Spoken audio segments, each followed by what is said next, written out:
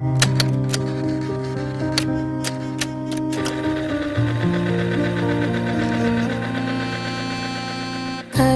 तत्व की अनुप्रेक्षा से आत्मबोध विकसाए, हम भेद ज्ञान प्रगटाए, हम भेद ज्ञान प्रगटाए।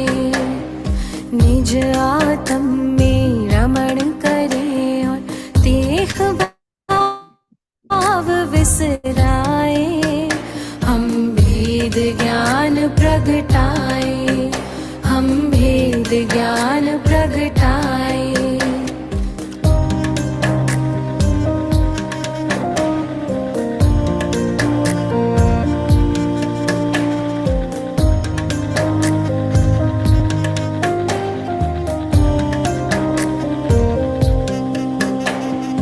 कर्म भिन्न है चेतन क्षीर नीर की भांति, तप का ताप लगे तो बिखरे सोने से ज्यों माटी।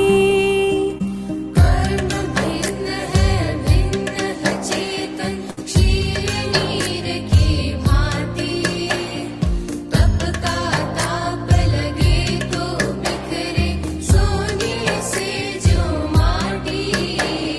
सम्यक ज्ञाता सम्यक दृष्टा वे सुबोध कर पाए, हम भेद ज्ञान प्रगटाए, हम भेद ज्ञान प्रगटाए।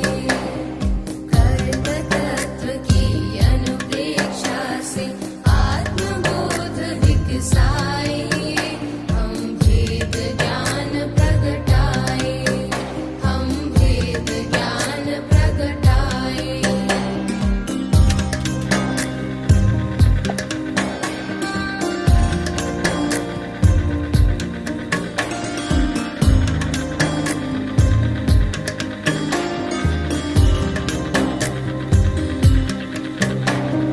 पुण्य भी पुत्कल पाप भी पुत्कल, कर्म भेद ये सारे, बंधते अरु सत्ता में रहते फल दे न्यारे न्यारे।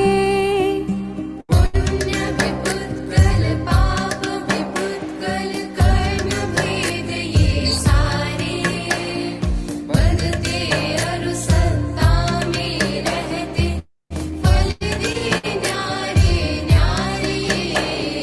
ज्ञान दीप संभाव की ज्योति भीतर आप जलाए, हम भेद ज्ञान प्रगटाए, हम भेद ज्ञान प्रगटाए।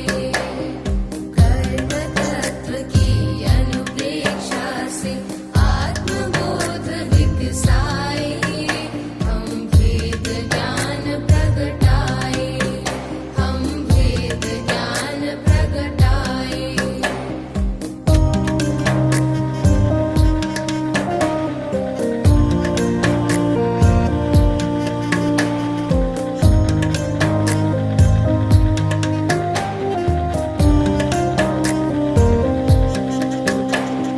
राग द्वेष और मोह तमस का आत्मदेव पर डेरा, कर्म प्रज्ञप्ति को तुम जानो होगा शीघ्र सवेरा। राग द्वेष और मोह तमस का आत्मदेव पर डेरा, कर्म प्रज्ञप्ति को तुम जानो होगा शीघ्र सवेरा। सिंह सत्व के शाश्वत स्वामी शाश्वत धाम को पाए, हम भेद ज्ञान प्रगटाए, हम भेद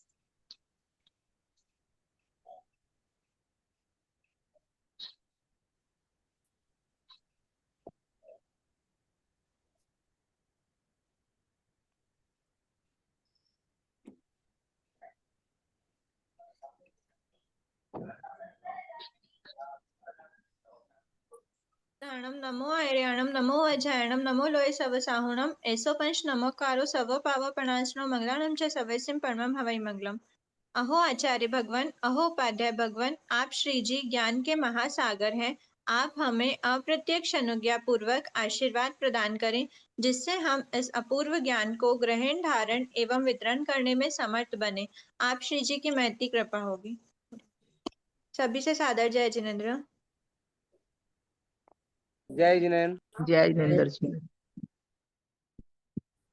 लास्ट क्लास में हम लोगों ने एक बार प्रथमोपशम सम्यक्त कंप्लीट किया था। एक बार फिर से उसका रिवीजन कर लेते हैं। एक ही तो चीज प्लीज म्यूट कीजिए। आवाज आ रही है आपको?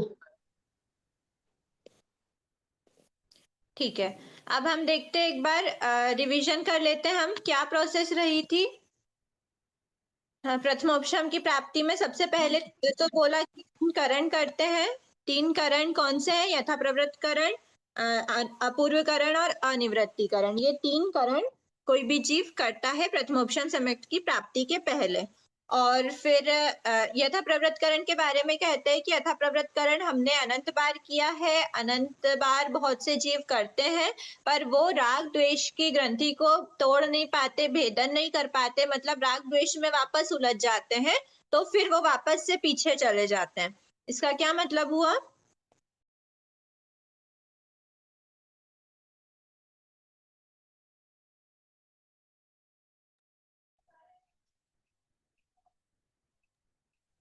ये एक बार वापस समझा दो ना।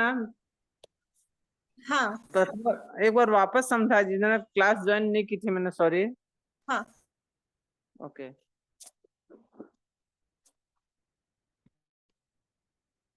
मैं भी नहीं कर पाई थी उसे। ठीक है, एक बार प्रथमोपशम की स्टार्टिंग से ले लेते हैं। प्रथमोपशम प्राप्ति के योग्यता क्या है? प्रथमोपशम पहले हमको ये देखना है। आगे का पार्ट एकदम सिंपल सा है। 4 प्रकार के सम्यक्त होते हैं। उसमें पहला है औपशमिक सम्यक्त, जिसके 2 भेद है, प्रथमोपशम और द्वितीयोपशम। उसमें हम प्रथमोपशम की प्राप्ति देख रहे हैं। ठीक है, उसकी प्रोसेस हम स्टार्ट कर रहे हैं, फिर द्वितीयोपशम देखेंगे। प्रथमोपशम की प्राप्ति में क्या होता है? तो एक चार्ट बनी है D3, मतलब दर्शन त्रिक जो होते हैं, सम्यक वेदनी, मिथ्यात्व वेदनी और सम्यक मिथ्यात्व वेदनी, उसका उपशम होता है, और अंतानुबंधी चतुष्क का क्षयोपशम होता है। और द्वितीय उपशम के केस में D3 का तो उपशम सेम रहता है। उपशम का अर्थ है उदय में नहीं होना पर सत्ता में प्रेजेंट है, और अनंतानुबंधी चतुष्क का क्षय होता है द्वितीय उपशम के केस में। इसमें तीसरा केस एक और लिखवाया है, जो आप जिन्होंने नहीं नोट करा वो लिख सकते हैं। मतलब एक रफ में लिख सकते हैं, जो इसी के नीचे औपशमिक के जो 2 टाइप है, उसके नीचे थर्ड लिख सकते हो, एक साधन सम्यक। थर्ड नहीं लिखना, वो अलग से लिखना, क्योंकि वो औपशमिक का भेद नहीं है। साधन सम्यक तो होता है। साधन सम्यक औपशमिक सम्यक भी जीव जब मिथ्यात्व की ओर पतन होता है उसका, तो मिथ्यात्व में पूर्ण रूप से गया नहीं है, पर वो बीच की अवस्था में, गिरती हुई अवस्था में, जो कहलाता है साधन सम्यक, उस अवस्था में D3 का तो उपशम रहता है, लेकिन जो अनंतानुबंधी चतुष्क है उसका बंध उदय, बंध और उदय दोनों हो जाता है। तो बंध और उदय रहता है, मतलब वो साधन सम्यक्त्व की अवस्था है। ठीक है, अब हम पहले देखते हैं प्रथमोपशम सम्यक्त्व। तो प्रथमोपशम सम्यक्त्व प्राप्ति कौन कर सकता है? तो बताया है 4 पॉइंट्स है। पहला तो चारों गति के सन्नी, पंचेंद्री और पर्याप्त, ये 4 पॉइंट्स है। पहला पॉइंट है 4 गति, मतलब चारों ही गति के जीव प्रथमोपशम की प्राप्ति कर सकते हैं सम्यक्त्व की। दूसरा है कि वो जीव सन्नी होना चाहिए, मतलब असन्नी नहीं होना चाहिए। सन्नी के साथ साथ भी पंचेंद्री, क्योंकि सन्नी पंचेंद्री जीव होता है, बाकी 4 जो रहते हैं केंद्रीय और विकलेंद्री, वो तो असन्नी ही होते हैं। पर पंचेंद्री में भी कैसा होना? सन्नी होना, और असन्नी नहीं होना, सन्नी होना, और साथ ही साथ वो अपर्याप्त अवस्था में नहीं, वो पूर्ण रूप से पर्याप्त अवस्था है, उसके बाद ही उसका क्या हो सकता है? प्रथमोपशम सम्यक्त्व की प्राप्ति कर सकता है वो जीव। ठीक है, तो अब ये जीव कौन होगा प्रथमोपशम की प्राप्ति वाला? तो प्रथमोपशम सम्यक्त्व लाइफ में, मतलब लाइफ तो क्या, पूरे संसार काल में अगर जीव को सम्यक्त्व सबसे पहले प्राप्त करना है, तो उसको प्रथमोपशम सम्यक्त्व ही मिलता है। तो प्रथमोपशम सम्यक्त्व सबसे पहले मिला है, इसका क्या अर्थ हुआ कि अनादिकाल से वो क्या था? मिथ्या दृष्टि था, और मिथ्या दृष्टि अवस्था में अब उसके परिणामों में विशुद्धि आई है, और विशुद्धि आने के बाद अब उसके परिणाम ऐसे हुए कि अब वो सम्यक्त्व को प्राप्त करेगा। तो वो कौन सा सबसे पहले सम्यक्त्व का जो स्पर्श करेगा, वो कौन सा सम्यक्त्व होगा? वो होगा प्रथमोपशम सम्यक्त्व होगा उसका। वो प्रथमोपशम सम्यक्त्व होगा। अब जो अनादि मिथ्या दृष्टि है वो तो है, लेकिन एक स्पेशल केस भी हो जाता है सादी मिथ्या दृष्टि, मतलब जो अनादिकाल से तो मिथ्या दृष्टि नहीं है, बीच में कभी उसने सम्यक्त्व का स्पर्श किया है, सम्यक्त्व की प्राप्ति की है और फिर वापस से वो मिथ्या दृष्टि अवस्था में चले गया और इतना ज्यादा टाइम तक वो मिथ्या दृष्टि रह गया कि उसके जो सम्यक्त्व वेदनी की सत्ता थी, मतलब सम्यक वेदनी की और सम्यक मिथ्यात्व वेदनी की, वो इतनी पावरफुल नहीं रह पाई या फिर इतनी अमाउंट में वो नहीं रह पाई कि वो उदय में आके देखो कभी भी सम्यक तो है अगर, तो सम्यक तो कैसे होगा, तो वो होगा सम्यक वेदनी की उदय के कारण। मतलब अगर शयोपशमिक जीव है, जैसे हमारे सम्यक तो है, तो हम क्या बोलेंगे, हमारे सम्यक वेदनी का उदय है, तो सम्यक वेदनी की सत्ता उतनी नहीं रह पाती, भले ही वो पास्ट में ऑलरेडी सम्यक्त्व को प्राप्त किया है, पर वो धीरे धीरे वैनिश होती गई, उसकी सत्ता जो है वो धीरे धीरे खत्म होती गई। और भले कभी तो क्या होता है वो टोटल खत्म हो जाती है और कभी ऐसा होता है कि वो भले ही टोटल खत्म ना हो, पर फिर भी ऐसा केस रह जाता है कि उसकी सम्यक वेदनी की जो अंदर सत्ता है वो उतनी पावरफुल नहीं हो पाई कि वो उसका उदय होकर वो एक सम्यक्त्व की अवस्था का अनुभव करवा सके। तो ऐसे में भी हमको प्रथमोपशम की प्रोसेस करनी पड़ती है, मतलब जो भी सादी मिथ्या दृष्टि जीव रहते हैं उनको करनी पड़ती है।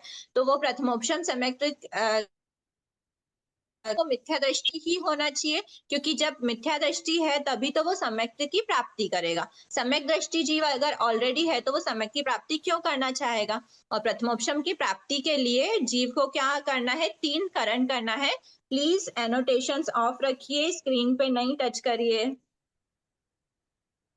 क्या करना है, मिथ्या दृष्टि जीव को प्रथमोपशम सम्यक्त्व तो प्राप्त करके 3 करण जो करता है, उसके बाद वो क्या करता है बेसिकली, मतलब मेन उद्देश्य क्या है उसका, है कि वो सम्यक वेदनी की सत्ता क्रिएट कर दे। उसके साथ साथ सम्यक मिथ्यात्व वेदनी की भी सत्ता क्रिएट होती है, साथ साथ मतलब हाँ वो उसी साथ में ही होती है।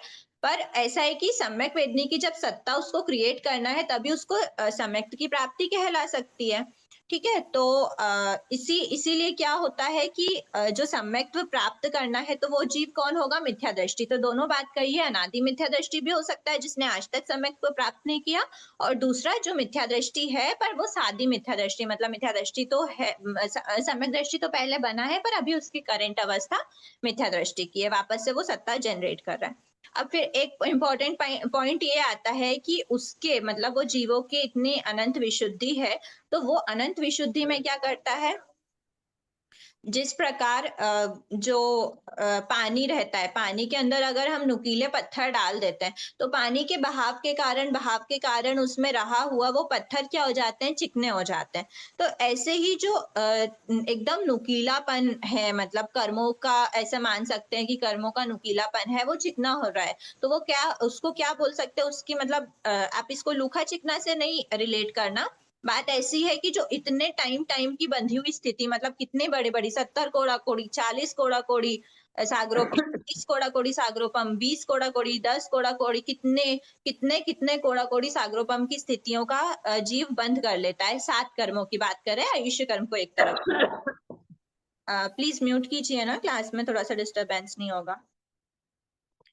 तो ये ऐसे 7 कर्मों की इतनी बड़ी बड़ी स्थितियों को क्या करता है, वो अपनी विशुद्धि के कारण वो अंतः कोड़ा कोड़ी सागरोपम की रह जाती है, उसकी आत्मा में उतनी 7 कर्मों की इंडिविजुअल स्थिति। तो अंतः कोड़ा कोड़ी मतलब 1 कोड़ा कोड़ी से भी कम रह जाती है।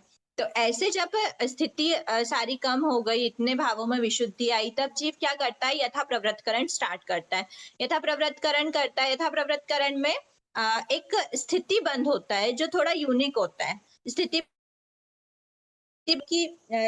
बंध जो हमने ठीक है, एक बार देखते हैं स्थिति बंध कैसा होता है। तो वो इतने टाइम से भी, पिछले अनादिकाल से भी वो स्थिति का बंध, क्योंकि वो कर्मों का बंद कर रहा है, ऑफ कोर्स स्थिति का भी बंद करेगा, पर यहाँ पर एक यूनिक स्थिति बंद होता है। कैसा होता है, हर समय चेंज नहीं होता उसका स्थिति, जो वो स्थिति बंद कर रहा है वो हर समय चेंज नहीं होती। तो वो कैसे होती है, तो अगर उसने स्थिति बंद यथा प्रवृत्तकरण में प्रवेश किया, और प्रवेश करने के बाद जब वो स्थितियों का बंद करता है, तो फर्स्ट समय में मान लो उसने स्थिति का बंद किया, कोई एक फिक्स्ड स्थिति हो गई, ऑफकोर्स अंतः कोड़ी सागरोपम के अंदर ही होगी, तो कोई एक फिक्स्ड स्थिति हो गई, मान लो एक पल्योपम की स्थिति है। एक पल्योपम तो नहीं, एक बार लेते हैं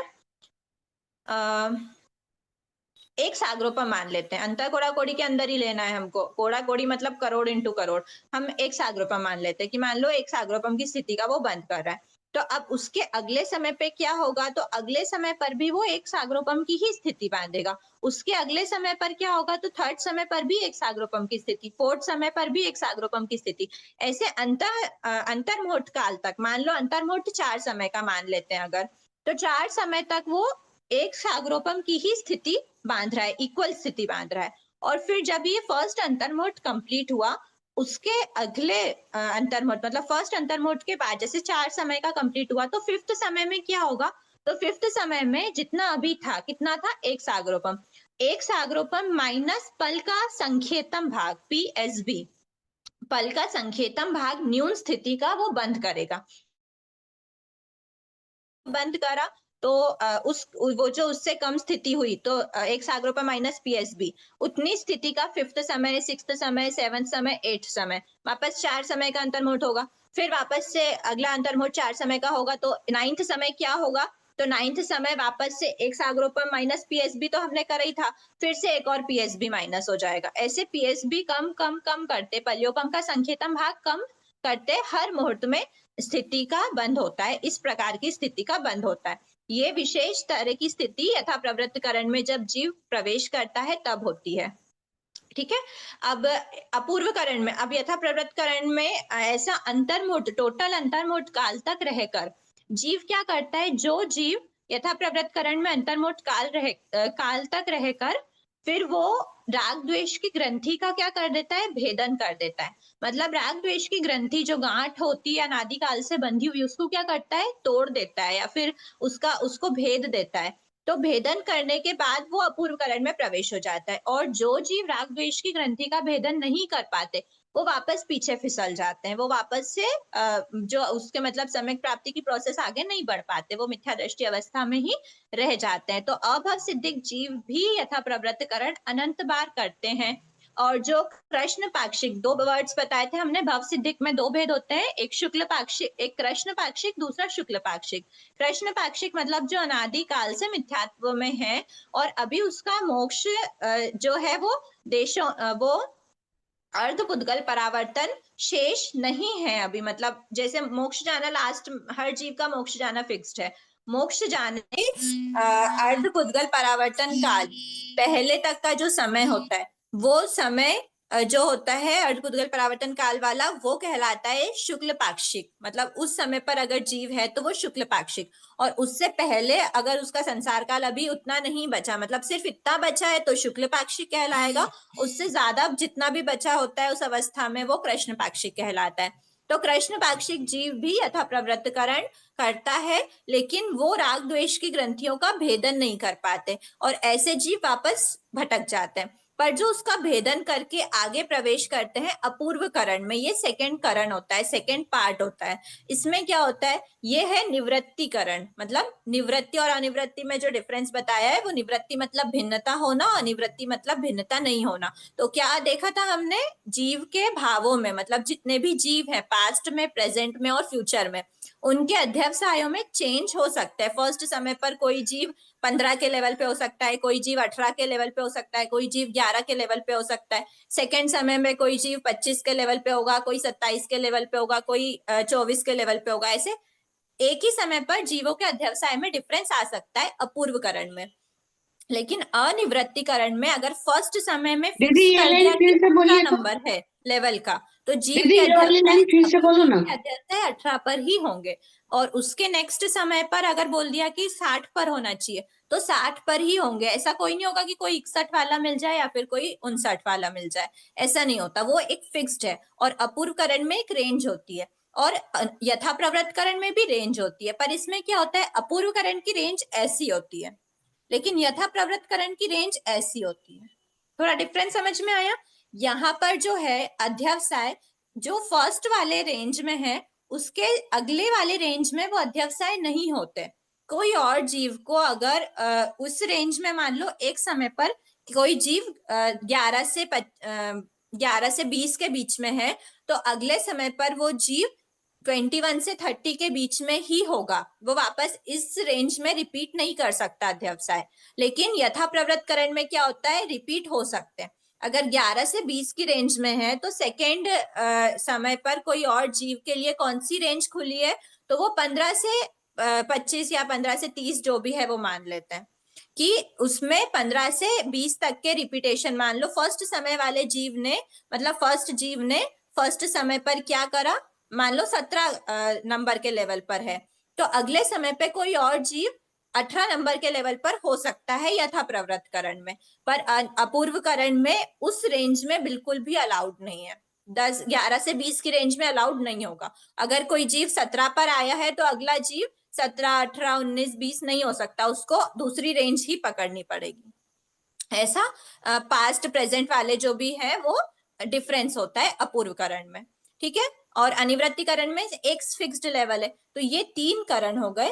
अब ये 3 करण के बाद फिर आगे बताया थोड़ी सी डिटेल कि इनमें होता क्या है। तो यथा प्रवृत्तकरण तो हमने डिस्कस कर लिया कि यथा प्रवृत्तकरण में एक विशेष टाइप का जो होता है स्थिति बंध होता है। लेकिन उसके अलावा जो हमने और भी नाम सुने थे, स्थिति घात, अनुभाव घात, गुण श्रेणी, गुण संक्रमण, ये 4 कार्य उसमें नहीं होते। ओनली एंड ओनली स्थिति बंध होता है, विशेष स्पेशल टाइप का।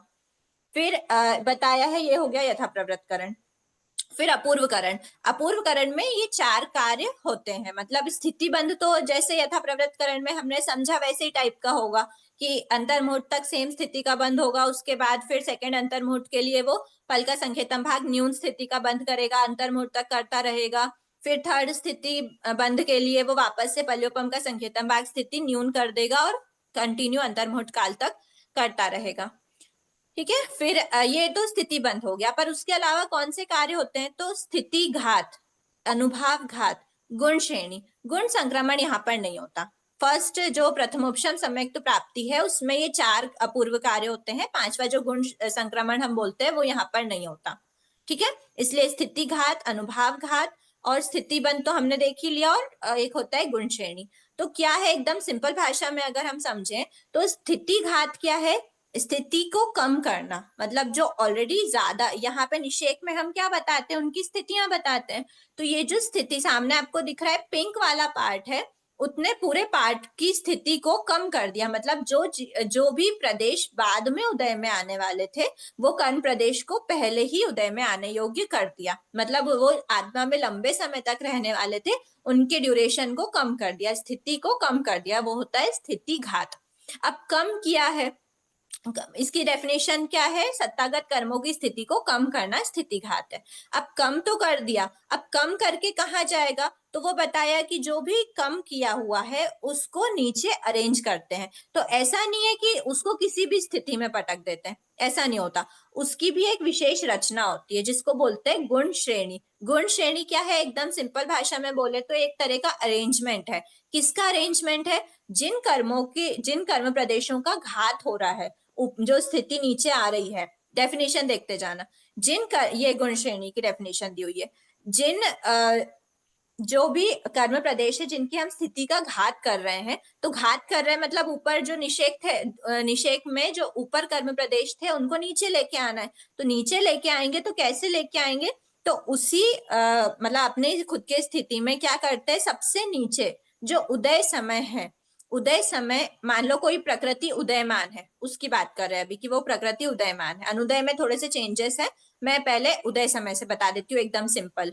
तो क्या करा, जो हमारा उदय समय मतलब ये निषेक में सबसे लोएस्ट, ठीक है, इसमें देखते हैं ये सबसे लोएस्ट लेवल का जो प्रदेशों का अरेंजमेंट किया हुआ है निषेक में, सबसे नीचे सबसे लोएस्ट स्थिति पे वो उदय समय कहलाता है, क्योंकि उस समय पर हमारा प्रदेशों का उदय चल रहा है। क्योंकि उसके पास्ट में कोई भी प्रदेश क्यों नहीं बताया, क्योंकि हमारे निकल चुके हैं वो आत्मा से। अब इस समय पर जो है वो निषेक की सबसे लोएस्ट लाइन होती है। तो ये उदय समय पर जो प्रदेश है, उस समय पर ऊपर के जो कंडक किसे बोलते हैं, स्थिति का एक हिस्सा। मतलब जब भी स्थिति घात किया जाता है तो ऐसा नहीं कि एक एक स्थिति को उठा के, एक एक प्रदेश को उठा के नीचे ला रहे, एक साथ पूरा हिस्सा उठा के नीचे कम किया जाता है। मतलब पूरे हिस्से की एक साथ स्थिति कम कर देते हैं। और उसको कम कर रहे हैं तो कहाँ पर कितनी कम करेंगे, कितने उसमें स्थिति अलॉट करेंगे, तो बताया एक सबसे लोएस्ट पे उदय समय पर उसको ले आते हैं उन जय जिनेंद्र प्रदेशों को। दीदी। अब उदय समय पर लेके आ गए तो वो उस जय जिनेंद्र उस दीदी। उदय समय की नेक्स्ट समय मतलब एक ही समय में ये पूरी गुण श्रेणी की रचना हो जाती है।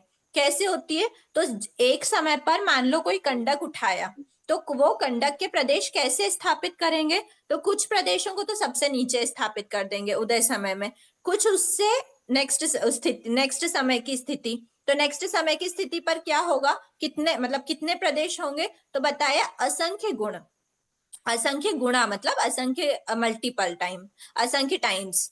तो असंख्य टाइम्स जो फर्स्ट उदय समय में थे उसके असंख्य गुणा अधिक कर्म प्रदेश सेकेंड समय पर स्थिति के, जो येलो आपको स्थिति जो निषेक दिख रहा है इसमें सबसे नीचे से हम ऊपर चढ़ रहे हैं, जो ग्रीन वाला पार्ट है वो गुण श्रेणी है।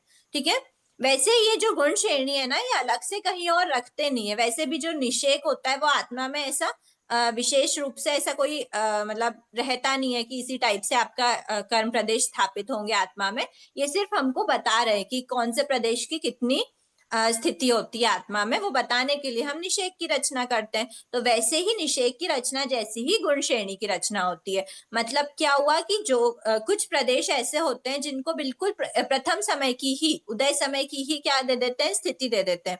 कुछ प्रदेश उससे असंख्य गुणा प्रदेश ऐसे होंगे जिनको उससे एक समय अधिक की देंगे, उससे असंख्य गुणा प्रदेश ऐसे होंगे एक समय अधिक की स्थिति देंगे। तो इस प्रकार एक ही समय के अंदर पूरी गुण श्रेणी की रचना हो जाती है।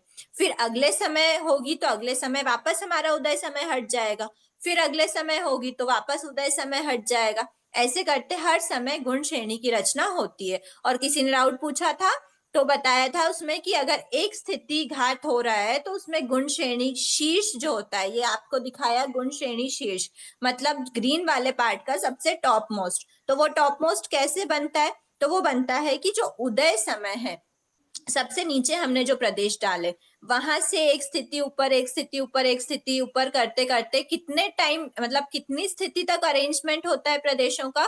तो बताया है कि गुण श्रेणी शीर्ष मतलब अंतर मुहूर्त, जो लोएस्ट उदय समय है वहां से लेकर अंतर मुहूर्त तक का काल, यहाँ पर जो दिख रहा है आपको जितने जितने एरिया में, एक बार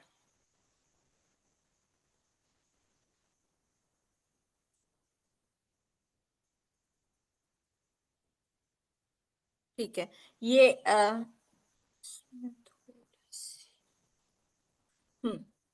ये देखिए यहाँ पर आपको दिख रहा है ये जो लेवल है,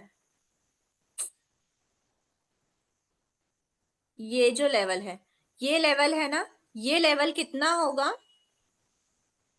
यहां से लेकर यहां तक का जो लेवल होगा वो कितना होगा? तो वो बताया है वो होगा अंतर मुहूर्त काल का, मतलब उदय समय से लेकर एक समय, दो समय, तीन समय ऐसे करते करते अंतर मुहूर्त काल तक की जो भी स्थिति रहती है उसमें इन प्रदेशों को, ये जो ऊपर से लाए गए प्रदेश है उनको नीचे अरेंज किया जाता है। तो ये पूरा जो गुण श्रेणी चलती है ये कहाँ तक चलती है? तो बताया है कि ये चलती है पूरा यहाँ तक, गुण श्रेणी शीर्ष मतलब वो गुण श्रेणी शीर्ष कहलाता है, जो ये वाला जो पार्ट हम लेते हैं। ठीक है,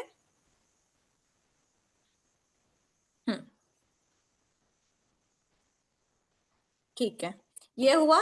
अभी ये तो उदयमान देख लिया। अगर उस प्रकृति का उदय नहीं है, फॉर एग्जाम्पल मान लो देवगति है और देवगति में देवलोक, कोई देवलोक का जीव है, देव है कोई, उसके देवगति का उदय है और उसने स्थिति का घात किया कि कौन से प्रदेशों की स्थिति का घात किया? तो वो बताया है कि मान लो मनुष्य गति के प्रदेशों का क्या कर रहा है? वो घात कर रहा है, प्रदेशों की स्थिति का घात कर रहा है। तो वो प्रदेश उसके अभी अगर उदय में होते, मनुष्य गति का उदय है क्या? तो नहीं है। उदय में होते तो वो आत्मा से बाहर निकल जाते, पर जब उदय में है ही नहीं तो फिर वो आत्मा से किस रूप में बाहर निकलेंगे? मनुष्य गति के प्रदेश हैं, देव गति का उदय चल रहा है मतलब देव गति के प्रदेश ही बाहर निकल रहे हैं, तो वो देव गति के प्रदेश में कन्वर्ट होंगे फिर वो बाहर निकलेंगे, ऐसा ही पॉसिबल है। एक ही साथ अगर देवगति के भी प्रदेश निकल रहे हैं आत्मा से और उसी के साथ साथ मनुष्य गति के भी प्रदेश आत्मा से बाहर निकल गए तो फिर हम कहेंगे मनुष्य गति का भी उदय है और देवगति का भी उदय, जो कि पॉसिबल है ही नहीं, जो हो ही नहीं सकता एक साथ दो गति का उदय। ठीक है, इसीलिए अगर देवगति का उदय है तो जो मनुष्य गति के जो प्रदेश होते हैं वो उदय समय में नहीं अरेंज होते, वो कहाँ पर अरेंज होते हैं, तो वो एक आवलिका के ऊपर से अरेंज होना स्टार्ट होते हैं। वो प्रदेश कहाँ पर रखाएंगे, ऊपर से घात करके उदय आवलिका में नहीं रखाएंगे। उदय आवलिका मतलब उदय समय से लेकर एक आवलिका तक का ड्यूरेशन। तो एक आवलिका प्लस 1 समय से वो प्रदेश रखने स्टार्ट होंगे। वो कहाँ तक रखाएंगे, तो वो भी अंतर्मुहूर्त जितना रखाएगा। अब वो जो अंतर्मुहूर्त रखा है तो वो टॉप जो बना है वो उसका गुण श्रेणी शीर्ष बन गया। ठीक है, इसमें भी असंख्य जय गुणाकार रूप जिनेन्द्र से दीदी, बताया समझ गया नहीं है। आ रहा ये अभी रीजन आप क्या जो कही बता रहे है हैं ना, कि मनुष्य जीव गति। अपवर्तना के द्वारा, अपवर्तना के द्वारा इस स्थिति का घात किया है। ये अपवर्तना और उद्वर्तना दो प्रोसेस बताई थी आपको लास्ट सिलेबस में भी, कि अपवर्तना में क्या होता है, अबाधा काल का जब हम टॉपिक पढ़ रहे थे कि अबाधा काल में वैसे तो कोई प्रदेश नहीं होते, उसी को ही अबाधा काल कहते हैं, पर अपवर्तना के द्वारा बाधा काल के शायद अंदर वो अंदर खुद ही म्यूट है शायद। प्रदेशों को अरेंज कर देते हैं। तो अपवर्तना मतलब आत्मा की एक बहुत विशुद्धि का एक लेवल होता है, ऐसी विशुद्धि जिसमें जीव क्या कर देता है, अपवर्तना एक प्रोसेस होती है। जब जीव उस विशुद्धि को प्राप्त करता है, उस लेवल की विशुद्धि को, तो वो अपवर्तना करता है। अपवर्तना कर रहा है, अपन बोलेंगे कि अपवर्तना कर रहा है, तो उसका क्या अर्थ समझना, अपवर्तना कर रहा है मतलब ऊपर की जो स्थिति थी उसको घात कर रहा है, कम कर रहा है उनकी स्थिति को। तो ऐसी अपवर्तना के द्वारा जिन प्रदेशों की स्थिति को कम कर रहा है, जिनका स्थिति घात हो रहा है, ऐसे घातीमान प्रदेशों का क्या कर देता है, नीचे क्रम पूर्वक अरेंजमेंट करता है। अरेंजमेंट मतलब स्थापित करना, तो स्थापित करना क्रम पूर्वक, सबसे नीचे, फिर उसके अगला समय, फिर उसका अगला समय, उसका अगला समय, और वो मल्टीपल में, कितना मल्टीपल, असंख्य मल्टीपल, तो असंख्य गुणाकार रूप से स्थापित करने को गुण श्रेणी कहते हैं। हो गई डेफिनेशन क्लियर। अब स्थिति घात भी होता है, बताया है कि दीदी, कितने जय स्थिति का जिनेन्द्र घात दीदी, हो सकता है, मिनिमम और मैक्सिमम। तो जय बताया है जिनेन्द्र कि दीदी के मिनिमम समझ नहीं आ मिनिमम रहा है। कितना होना चाहिए, पल्योपम का संख्येतम भाग, और उत्कृष्ट कितनी स्थिति, मैक्सिमम कितनी स्थिति का वो हो सकता है, स्थिति घात हो सकता है। तो बताया है पृथक्त्व साग्रोपम प्रमाण स्थिति, मतलब पृथक्त्व मतलब अनेक, 2 साग्रोपम, 3 साग्रोपम, 4 साग्रोपम, 50 साग्रोपम, 100 साग्रोपम, 1000 साग्रोपम, कितना भी हो सकता है, लेकिन वो क्या होगा, पृथक अनेकों साग्रोपम की ही बाउंड्री में होगा, मतलब साग्रोपम से कम वाला नहीं, साग्रोपम के लेवल्स का होगा। तो इतने मैक्सिमम साग्रोपम की और मिनिमम पल्योपम का संख्येतम भाग स्थिति, उससे नीचे की स्थिति का स्थिति घात पॉसिबल नहीं होगा। वो जघन्य पल्योपम का संख्येतम भाग पहुंचनी चाहिए, और उत्कृष्ट कितना होना चाहिए, तो उत्कृष्ट पृथक तो साग्रोपम तक की जो स्थिति कंडक होते हैं उन्हीं का ही घात करते, कंडक मतलब हिस्सा, एक पार्ट स्थिति का। यहाँ तक क्लियर हुआ। अब अनुभाव घात, अब अनुभाव, हाँ एक चीज, जो स्थिति बंध हमने यथा प्रवृत्तकरण में देखा था वैसा की वैसा स्थिति बंध यहाँ पर भी होता है।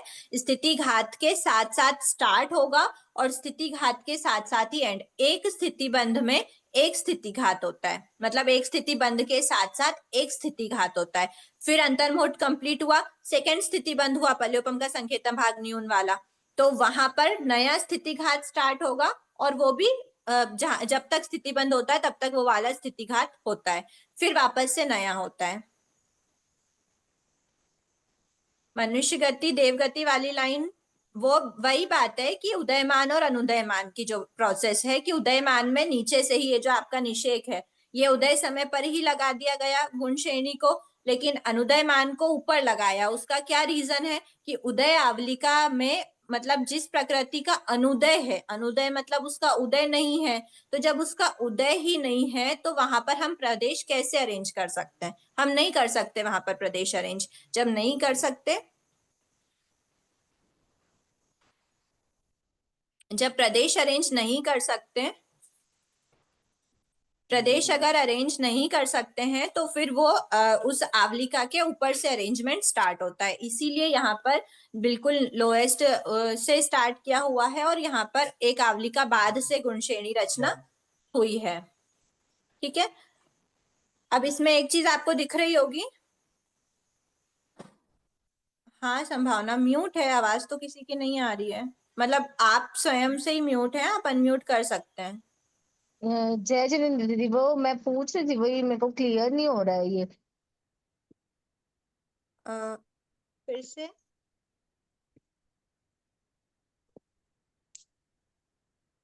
आपकी आवाज नहीं आ रही कविता जी। हाँ दीदी, पता नहीं वॉइस मेरी तो हाँ अभी आ बाकी रही है। सबकी आ रही है, दीदी को सुनाई नहीं आ रहा है।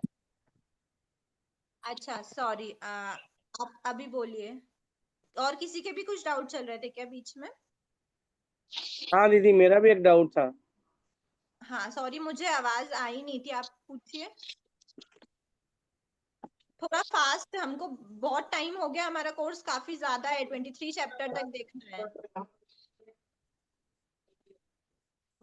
फास्ट है लेकिन समझ में नहीं समझ आया ना। नहीं रहा ना दीदी, क्या फास्ट करके क्या करेंगे? क्या नहीं, उनको बोलना फास्ट हो जाता है। बहुत फास्ट चल रहा है, समझ नहीं रहा कुछ। असल में फास्ट इसलिए चल रहा है क्योंकि पिछले 6 या 7 क्लास हमारी हो चुकी हैं सेम चीज की, तो इसीलिए फास्ट लेना बहुत जरूरी है। अगर आपको और एकदम फ्लो में देखना है तो आप बिल्कुल वो सारी रिकॉर्डिंग्स अवेलेबल है वो देखिए, क्योंकि हमको रिकॉर्डिंग्स आप देख लेंगे, एक ही चीज को हम बार बार रिपीट नहीं कर सकते ना, क्योंकि आगे भी देखना है काफी। और बुक भी नहीं है ना दीदी, बुक भी नहीं आ रही है। बुक का इशू है वो मैं मानती हूँ कि बुक नहीं आई है, क्योंकि मेरे ही पास बुक नहीं आई है, तो मुझे भी दिक्कत हो रही है, लेकिन थोड़ा सा हम वही उनसे बोल सकते हैं और क्या ही कर सकते हैं। पर अभी आप रिकॉर्डिंग वापस बैक टू बैक देखिए, रिकॉर्डिंग में मैं बराबर सामने बुक्स रख मतलब पीडीएफ चला रही हूँ, आपको जो पेज टर्न करवाना है आप यहाँ पर देख सकते हैं, वैसे भी जो टॉपिक चल रहा है वही पेज सामने रख रहे हैं हम, ठीक है। और ठीक पीडीएफ है। साथ में आप लोगों को भेज ही दी है। थोड़ा सा फास्ट लेना पड़ेगा, जिन्होंने पिछली सारी क्लास अटेंड करी है, तो कोई भी एक क्लासेस अटेंड की हुई हैं, चलो एक आध भी मिस हो गई हो, बाकी 5-6 तो करी होगी, शायद हमारी 7 या 8 क्लास हो गई हैं। तो अगर कोई एक भी ऐसा है तो शायद उसको पूरा समझ आ रहा होगा। तो थोड़ा सा फास्ट इसलिए लेना पड़ेगा, आपको एकदम स्लो में देखना है तो आप प्लीज थोड़ा सा कॉम्प्रोमाइज करके पिछली रिकॉर्डिंग्स देख लीजिए, ठीक है। आगे बढ़ते हैं हम। ये एक बचा है इसमें अनुभाव घात। तो अनुभाव घात, एक स्थिति बंध और एक स्थिति घात में कितने अनुभाव घात हो जाते हैं? तो हजारों अनुभाव घात हो जाते हैं। अनुभाव घात क्या होता है? जो भी कर्म है उनके अनुभाव को, अनुभाव मतलब क्या? इंटेंसिटी, पावर, कितनी पावर के साथ जो फल देने की शक्ति है वो कितनी पावरफुल है, कि जब कर्म प्रदेश उदय में आएंगे तो अपना फल देंगे। तो वो वैसा जो अनुभाव है उसको कम कर देना, मतलब उसकी पावर को कम कर देना, मंद करना, उसका रस मंद कर देना। तीव्र रस है तो उसको मंद कर देना, वो होता है अनुभाव का घात, अनुभाव घात। तो कभी भी अगर स्थिति है, जैसे जो भी स्थिति होती है, पुण्य प्रकृति की हो या पाप प्रकृति की, स्थिति का ज्यादा होना हमेशा बुरा ही होता है। कभी ऐसा नहीं है कि कोई भी मतलब हम यही चिंतन रहे कि हम कम से कम स्थिति का बंद करें, क्योंकि ज्यादा स्थिति का बंद होना, वैसे तो स्थिति बंद अवॉइड ही करना है, भाव तो यही होना चाहिए कि अबंध अवस्था होए हमारी।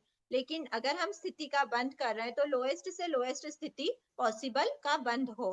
पर स्थिति अगर ज्यादा स्थिति का बंद हो रहा है तो वैसी ज्यादा स्थिति जो बंधती है वो ना तो शुभ प्रकृति की अच्छी होती है ना अशुभ प्रकृति की अच्छी होती है, इसीलिए दोनों शुभ और अशुभ दोनों प्रकृतियों का स्थिति घात किया जाता है। पर जो अनुभाव घात है वो सिर्फ मतलब वो शक्ति, अगर आपको बोलेंगे कि आपको बहुत तीव्र सिरोवेदना हो रही है, सिर दर्द हो रहा है, बहुत तीव्र है, उसकी जो शक्ति है, पावर जो फल दे रहा है असात वेदनी, बहुत तीव्रता से दे रहा है, तो वो बैड है। लेकिन आपको सात वेदनी, आपको एकदम सुख शांति बहुत तीव्रता वाली, थोड़ी सी भी असाता नहीं है, आपको बहुत हाई लेवल की साता है, आपके सात वेदनी का उदय है, तो वो अच्छा ही होता है ना। कोई भी पुण्य प्रकृति का अनुभाव ज्यादा होना तो गुड है, ठीक है। इसीलिए हम शुभ प्रकृतियों के अनुभाव का घात नहीं करते, घात करना मतलब कम कर देना, तो सिर्फ अशुभ प्रकृतियों का ही क्या करते हैं? अनुभाव घात करते हैं। तो ऐसे ओनली एंड ओनली अशुभ प्रकृतियों का क्या होता है? अनुभाव घात होता है। तो ये भी अपवर्तना की प्रोसेस में ही होता है, जब हम अपूर्वकरण करते हैं उसमें। अब ऐसा ये 4 कार्य हमने करे करे करे और अपूर्वकरण से अब हम क्या हो गए? अनिवृत्तिकरण में प्रवेश हो गए। अब जब अनिवृत्तिकरण में हम प्रवेश हुए, आप लोगों को समझ में आ रहा है ना? अगर किसी को भी समझ में नहीं आ रहा है तो फिर मैं नया टॉपिक ले लेती हूँ द्वितीयोपशम का, फिर वापस रिवाइज नहीं करें, फिर आप लोग आराम से रिकॉर्डिंग में से देखना फिर रिवाइज करना, ठीक है। एक बार आ रहा है समझ दीदी, आ रहा है। ठीक है, एक बार अनिवृत्तिकरण ले लेते हैं। अब अपूर्व करण में ये 4 कार्य करा अंतर्मोट काल तक अपूर्व करण में रहा और फिर वो अनिवृत्ति करण में प्रवेश कर जाएगा। अब जब अनिवृत्ति करण में प्रवेश किया तो अनिवृत्ति करण में ऐसे होता है जैसे ये टोटल समय है उसका, उसमें से बहुसंख्य भाग तो क्या हो गया, व्यतीत हो गया। ये टोटल समय इतने टाइम तक उसको रहना है। अब उसमें से इतना इतना इतना इतना करके बहुसंख्य भाग तो उसका क्या हो गया, बहुसंख्य मतलब बहुत सारे, इसके हमने संख्यीय टुकड़े करे। ठीक है, संख्यीय टुकड़ों में से मान लो हमने 15 टुकड़े कर दिए इस पूरे अनिवृत्तिकरण का जो काल है उसके, ऐसे 15 टुकड़े हमने करे। तो ऐसे 15 टुकड़ों में से हमारा बहुसंख्य मतलब बहुत सारे संख्य टुकड़े क्या हुए, निकल गए, मतलब इतना ड्यूरेशन हमने आगे बढ़ गए। इसमें यहाँ पे अपूर्व करण था, अपूर्व करण से आते आते अनिवृत्ति करण में प्रवेश किया, आगे बढ़ते बढ़ते बढ़ते बहुसंख्य भाग व्यतीत हो गया और सिर्फ एक संख्यतम भाग क्या रहा, काल शेष रहा। तो ऐसे एक संख्यतम भाग काल में ही सारा प्रोसेस होता है अगला। तो वो अगला क्या प्रोसेस होता है, इसमें जो काल है ना, इसमें भी वो पिछले अपूर्व करण के समान ही अनुभाव घात, स्थिति बंध, गुण श्रेणी, ये सब करता रहता है इस ड्यूरेशन में। और सिर्फ एक संख्यतम भाग जो है वो ड्यूरेशन उसका अनिवृत्तिकरण एंड होने में सिर्फ एक संख्यतम भाग जो है काल वो बचा हुआ है।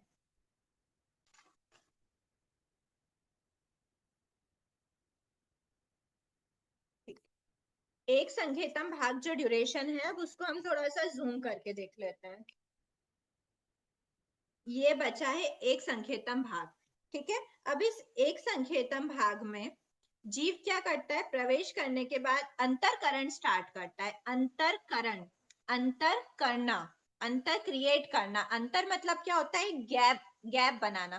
तो गैप बनाना मतलब क्या, किस लिए गैप बना रहे हैं, तो बताया है कि यहाँ पर अभी तक अनादिकाल से या फिर जो भी मतलब अभी इतने टाइम से उसके मिथ्यात्व वेदनी का उदय चल रहा है ना। अब मिथ्यात्व वेदनी का जब उदय चल रहा है, अनंतानुबंधी चतुष्क का भी उदय चल रहा है, मिथ्यात्व वेदनी का भी उदय चल रहा है ना। तो इनका उदय चलते चलते चलते मिथ्यात्व, क्योंकि मिथ्या दृष्टि जीव है उसके, मिथ्यात्व वेदनी का तो उदय हो गई।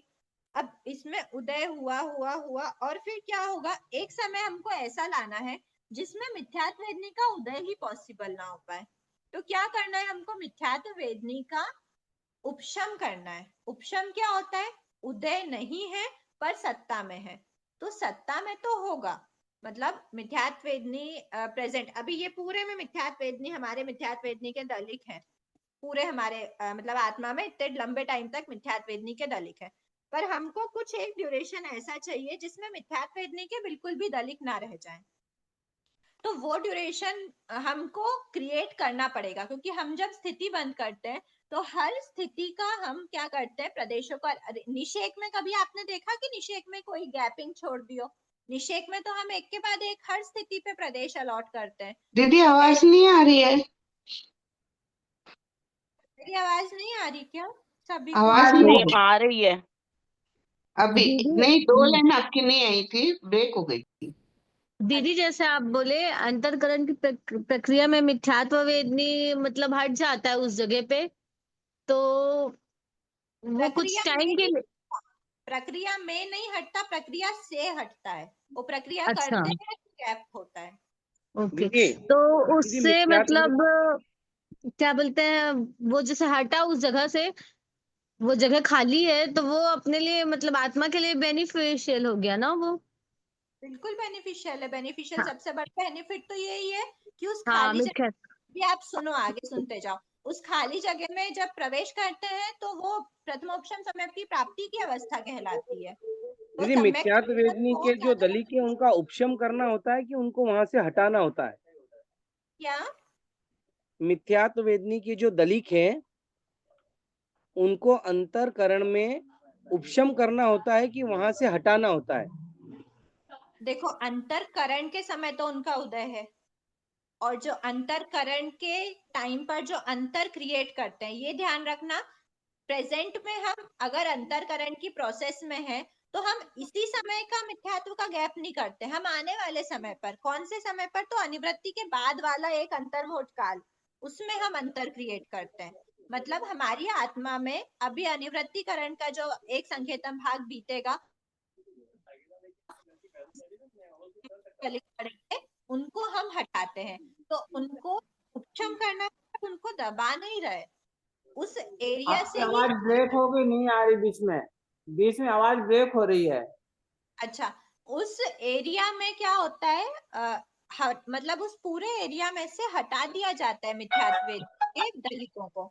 तो वो क्यों हटा, एक बार ना आप लोग म्यूट कीजिए ना सभी, ठीक है? आप लोग डाउट पूछिए, डाउट पूछ के आपका एंड हो ना क्वेश्चन, तो आप म्यूट कर लेना। तो क्या आवाज शायद कहीं टकरा जाती है, नेटवर्क तो फुल दिख रहा है, ठीक है? तो वो क्या होता है, उपशम करने का क्या अर्थ है? अब आप बोलोगे कि अब अगर हमने उसको हटा दिया है तो वो तो क्षय की अवस्था हो गई। अगर हमने उस पे गैप क्रिएट करा, मतलब मिथ्यात्व के नहीं है, तो वो तो क्षय कहलाया। तो मिथ्यात्व के दलिकों का सिर्फ थोड़े समय के लिए हम हटा रहे हैं, पर सत्ता में प्रेजेंट है। और उपशम की क्या डेफिनेशन है, मैंने शायद लास्ट क्लास में भी ये बहुत अच्छे से बताया था। लास्ट क्लास मतलब लास्ट सिलेबस में जो हमारा इंटरमीडिएट था, उपशम का मतलब होता है सत्ता में है पर उदय नहीं है। उदय नहीं होना, सत्ता में होना, ये मैंने टिक करवाया था। उदय नहीं है पर सत्ता में है, इसको बोलते हैं उपशम, ठीक है? इसको हम बोलते हैं उपशम। तो ये उपशम है, मतलब क्या कि उदय में नहीं है। तो जब तक इतने टाइम से मिथ्यात्व के दलित थे, तो मिथ्यात्व के दलितों का उदय हो रहा था। तो उदय है, मतलब ऐसे प्रैक्टिकल सोचो, ऐसा नहीं होता कि आत्मा में, मतलब उपशम है तो आप कैसे समझोगे कि आत्मा में प्रेजेंट तो है पर उदय नहीं है, तो वो बीच में गैप कैसे क्रिएट हुआ?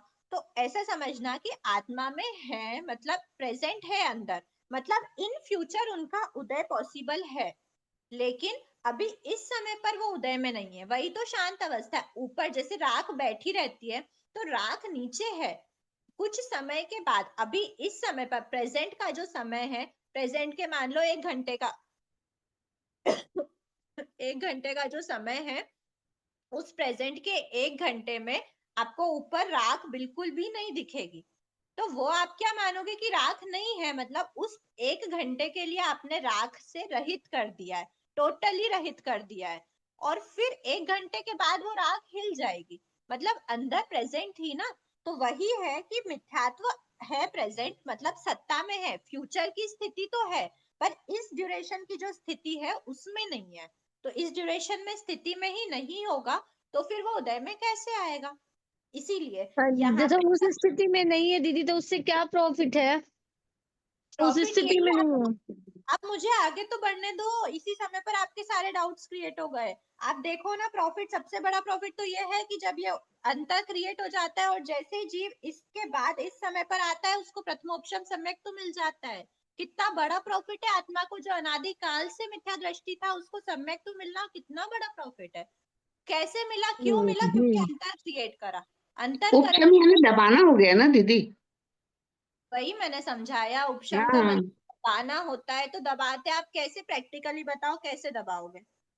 नहीं प्रैक्टिकल आपने जो आपने थ्योरी। राख का एग्जाम्पल दिया ना, वो एकदम सही है कि राख नीचे दब जाती है करके।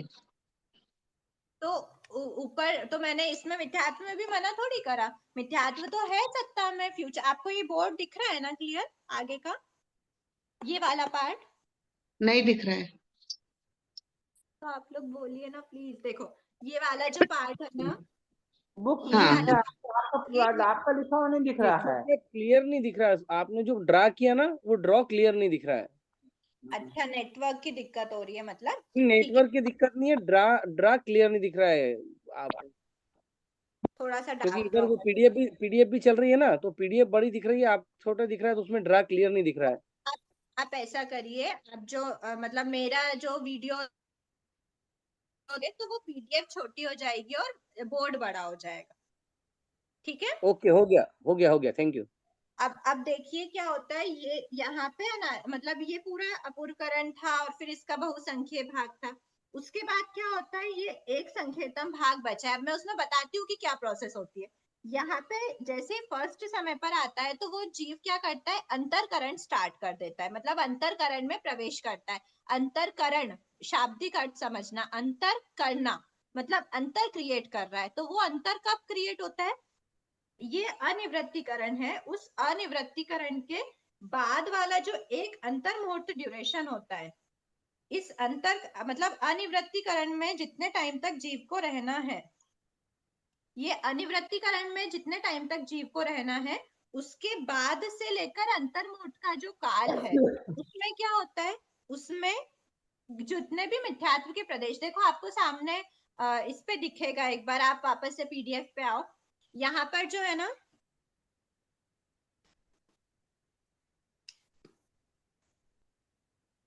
ठीक है, पीडीएफ एकदम क्लियर दिख रही है अभी, मतलब ये निषेध दिख रहा है ना? पीडीएफ तो क्लियर है। देखो अभी इसमें क्या होगा, ये वाला जो पार्ट है ना हमारा, ये हमारा अंतरकरण स्टार्ट कर रहे हैं हम, ठीक है। अंतरकरण में क्या कर रहा है, इस समय पर अभी हम हैं, तो इस समय पर हम क्या करते हैं, ये हमारा अनिवृत्तीकरण का लास्ट समय है। इस अनिवृत्तीकरण के लास्ट समय के बाद अंतर मुहूर्त काल तक हम क्या करते हैं, इस बीच में जितने भी मिथ्यात्व के प्रदेश थे, ये हमारा स्थिति है ना, निषेध जो है इसमें प्रदेश होते हैं हर समय पर इस जो ग्रीन वाला जो एरिया है, वहां पर जितनी भी डॉट दिख रही है, जितने भी प्रदेश हैं, उन सभी प्रदेश को हम क्या कर देते हैं, हटा देते हैं।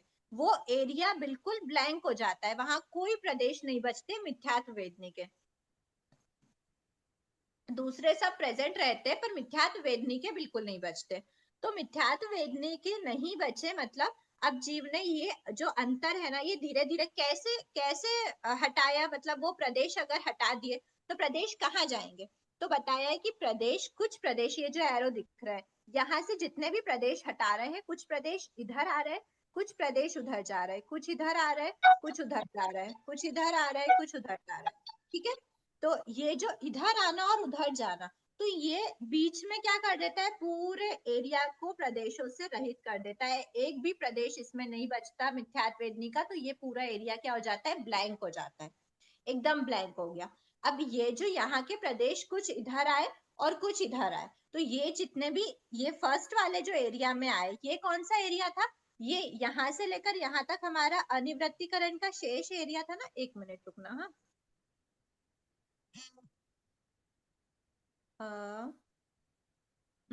यहाँ से लेकर यहाँ तक का जो एरिया था, ये क्या था, अनिवृत्तीकरण का शेष एरिया था।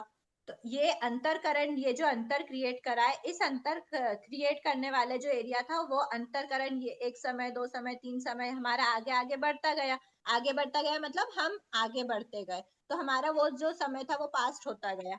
अब ये समय हम आगे बढ़े, तो हमें क्या हुआ, अब इतने समय तक हमको प्रोसेस करने में, क्योंकि इतने सारे मिथ्यात्व के प्रदेश थे, तो ये सारे मिथ्यात्व के प्रदेश हटाने में इतना समय हमें लग गया, ये कहलाता है अंतरकरण का समय, जिसमें अंतर क्रिएट करा हमने।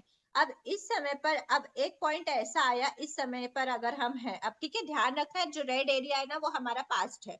अब हम कहाँ पर है, रेड एरिया के बाद। अब रेड एरिया के बाद जितना ड्यूरेशन यहाँ तक बचा है, 1 मिनट, यहाँ तक नहीं, सॉरी, ये है ना, यहाँ से लेकर यहाँ तक अंतर क्रिएट हुआ है, तो ये जो ड्यूरेशन बचा हमारा, ये वाला जो ड्यूरेशन बचा यहाँ से लेकर यहाँ तक का, ये कहलाता है मिथ्यात्व की प्रथम स्थिति, ठीक है, क्योंकि यहाँ से उठा के हमने मिथ्यात्व के प्रदेश इसमें डाले, तो ये मिथ्यात्व की प्रथम स्थिति हो गई। और यहाँ से जो अंतर मुहूर्त है, अंतर मुहूर्त के बाद वाला जो समय है, मतलब जो भी स्थिति है, वो कहलाती है मिथ्यात्व की द्वितीय स्थिति, ठीक है, ये द्वितीय स्थिति कहलाती है। तो अब ध्यान रखना, मिथ्यात्व के जो भी प्रदेश थे इस बीच में, वो कहीं नहीं गए, वो आत्मा में ही प्रेजेंट है, बस उस ड्यूरेशन के लिए हटा दिया। जब उस ड्यूरेशन के लिए हटा दिया तो उदय में नहीं आएंगे, पर वो सत्ता में हैं, उनका हमने दबा दिया का क्या अर्थ हुआ, उनकी जो उदय में आने की शक्ति थी, उसको हमने क्या कर दिया, उस एरिया, मतलब उस टाइम ड्यूरेशन के लिए वो शक्ति को खत्म कर दिया है हमने। उनकी जो मतलब क्या बोले, उदय में ही नहीं आएंगे वो, और कब आएंगे, वो सत्ता में है, उनको कहीं हटाया नहीं है, कुछ को पहले डाल दिया, कुछ को बाद में डाल दिया, ठीक है, अंतर्मुहूर्त के पहले और कुछ को अंतर्मुहूर्त के बाद, ठीक है।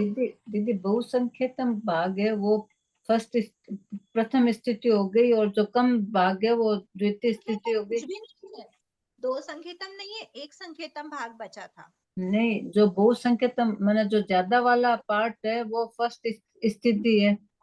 बहुसंकेतम तो एक मिनट, बहुसंकेतम तो हमारा पूरा ये नीचे निकल चुका है। ये पूरा बहुसंकेतम क्रॉस करने के बाद हम एक संकेतम आए और ये सब एक संकेतम में अंतरकरण स्टार्ट किया। तो दीदी अंतरकरण की जो प्रोसेस ये है जो वहीं एक तक एक संकेतम संकेतम भाग भाग है, बचा ऊपर हुआ वाला है, जो दलित डाल रहे हैं वो आते नहीं है अपूर्वकरण की क्रिया में। एक करण एक क्वेश्चन एक टाइम पे है ना, अभी किसका चल रहा था, पहले उनका कंप्लीट हो जाए। ओके। दीदी मैं ये पूछ रही थी तो जो बहुसंकेतम भाग बीत गया, हाँ अब संकेतम भाग बाकी है, तब अपने अंतरकरण कर रहे हैं। हाँ, थोड़ा सा फास्ट। हाँ, तो ये अपने अंतरकरण स्टार्ट किए हैं तो वो स्थिति प्रथम हो गई, आगे वाली द्वितीय स्थिति हो गई ना। जो अंतर्मोड के बाद वाली जो स्थिति है वो सेकंड स्थिति है। ठीक है, ठीक है। अब नेक्स्ट क्वेश्चन क्या बोल रहे थे आप।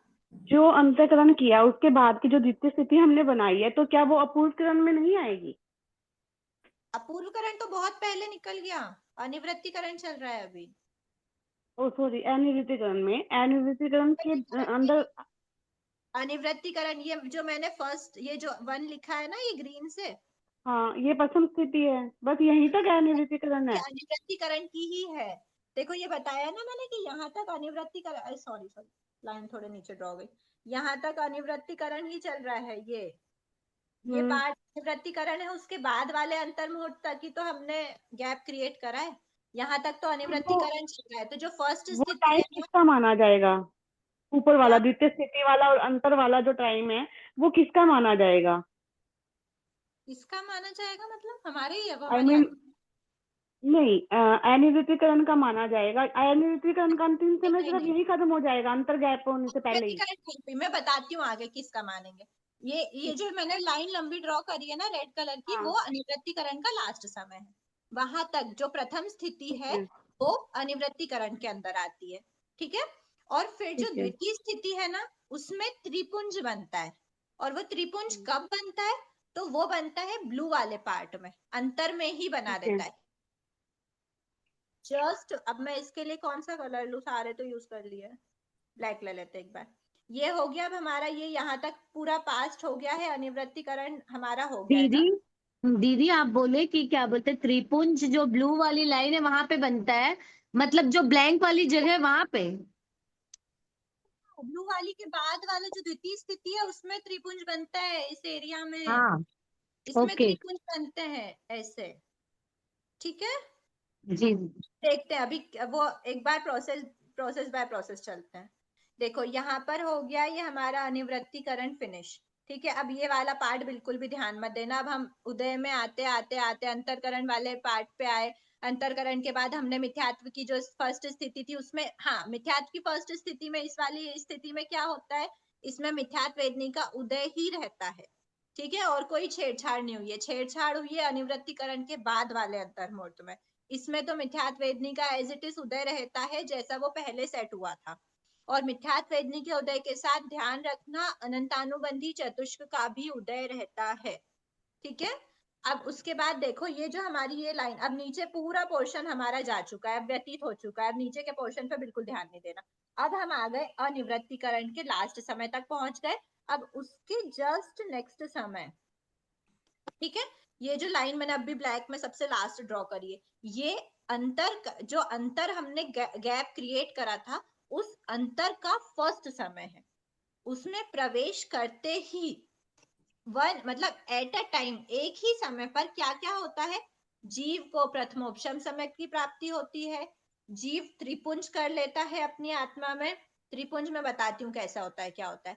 और उसी समय उसके जो पिछले 26 की सत्ता थी, मतलब ओनली मिथ्यात्व वेदनी था, उसका मोहनी कर्म की 28 प्रकृतियां होती है टोटल, उसमें से सम्यक वेदनी सम्यक मिथ्यात्व वेदनी नहीं है उसके पास, ओनली मिथ्यात्व वेदनी है। मतलब उसके 26 की सत्ता थी, अब वो सत्ता क्या हो गई, 28 की हो गई। इसी फर्स्ट समय पर तीनों कार्य हो जाते हैं, सत्ता भी क्रिएट हो जाती है। पहली बात तो क्या है, फर्स्ट समय पर ही प्रथमोपशम समय की प्राप्ति हो गई। उसी समय पर उसने त्रिपुंज किया, और त्रिपुंज करने के कारण 3 पुंज, मतलब क्या हुआ, ये 3 गैप मतलब 3 पोर्शन बनाया उसने, ये फर्स्ट पोर्शन, ये सेकंड पोर्शन और ये थर्ड पोर्शन।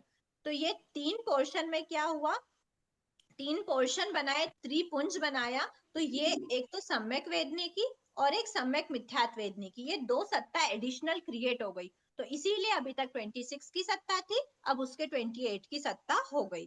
ठीक है, अब जब 28 की सत्ता हो गई मतलब वो जीव 28 प्रकृति की सत्ता वाला हो गया। अब ये जो प्रथमोपशम, अब एक बात ध्यान रखना, 2 तो हमने डिस्कस कर लिया, त्रिपुंज बनाया मतलब 3 गैप करे, 3 गैप कैसे करे वो भी देख लेते हैं। सत्ता हो गई त्रिपुंज के कारण, वो तो समझ आ गया कि त्रिपुंज बनाया, इसीलिए जो अभी तक जो हमने येलो पार्ट देखा ना, मतलब ओरिजिनल निषेक में जो था, वो येलो पार्ट पूरा मिथ्यात्व के दलिक थे। उस पूरे मिथ्यात्व के दलिक में हमने कुछ दलिकों को क्या कर दिया है, विशुद्ध कर दिया, बहुत प्योर कर दिया, उनमें बहुत विशुद्धि कर दी। विशुद्धि करने का क्या अर्थ है कि मिथ्यात्व का जितना तीव्र उदय था, उस उदय को हमने क्या कर दिया, टोटल खत्म कर दिया। अब वो मिथ्यात्व अपने मिथ्यात्व के रूप में फल नहीं दे पाएगा, उसके रस को हमने खत्म कर दिया, मतलब मंद कर दिया, बहुत मंद कर दिया। उसके बाद थोड़ा हल्का मंद किया, वो सम्यक मिथ्यात्व वेदनी का थर्ड वाला बन गया, और बिल्कुल भी छेड़छाड़ नहीं करी, ऐसे इट इज उसका उदय आएगा। किस रूप में, मिथ्यात्व के रूप में, तो वो मिथ्यात्व वेदनी। ऐसा 3 भाग में डिवाइड हो गया, एक तो सम्यक वेदनी कहलाया, दूसरा मिथ्यात्व वेदनी रहा, और तीसरा सम्यक मिथ्यात्व वेदनी बन गया। मतलब जो मिथ्यात्व के दलित थे उसी को हमने डिफरेंट डिफरेंट रूप में डिवाइड कर दिया, प्रदेशों को, कुछ प्रदेशों को बहुत प्योरेस्ट बना दिया, कुछ को एज इट इज रहने दिया, और कुछ को अर्ध विशुद्धि में रहने दिया। अब ये कब हुआ, फर्स्ट समय में। तो फर्स्ट समय में एक और बात कही हमने कि उसी समय पर जीव ने प्रथमोपशम सम्यक तो प्राप्त किया। इसका क्या अर्थ हुआ, देखो, प्रथम उपशम सम्यक और प्राप्त किया, 4 पोर्शन कर लो। प्रथम उपशम मतलब सबसे फर्स्ट टाइम हुआ, ठीक है, फर्स्ट टाइम उसने ये सब किया है। सादी मिथ्या दृष्टि है तो भी वो बहुत लॉन्ग टाइम से वो मिथ्यात्व में होने के कारण उसके लिए भी एक फर्स्ट जैसा ही है, तो हम बोल रहे हैं प्रथम। अब क्या है उपशम, उपशम का क्या अर्थ हुआ, देखो सम्यक तो है और उपशम है, ये 2 वर्ड है। तो सम्यक्त्व की तो प्राप्ति हुई है, पर उपशम सम्यक्त्व की हुई है। मतलब क्या हुआ, जिस समय पर वो है उस फर्स्ट समय में उसकी अवस्था कैसी है, उसकी अवस्था ऐसी है कि उसके मिथ्यात्व वेदनी का उदय नहीं है। ठीक है, उदय नहीं है, पर फ्यूचर के लिए उसकी आत्मा में वो प्रेजेंट है, फ्यूचर में उदय आ सकता है उसका। टोटल आत्मा से उस प्रकृति को पूरे तरह से क्षय नहीं किया, मतलब आत्मा में उसकी सत्ता है, पर इस समय पर उसका उदय नहीं है।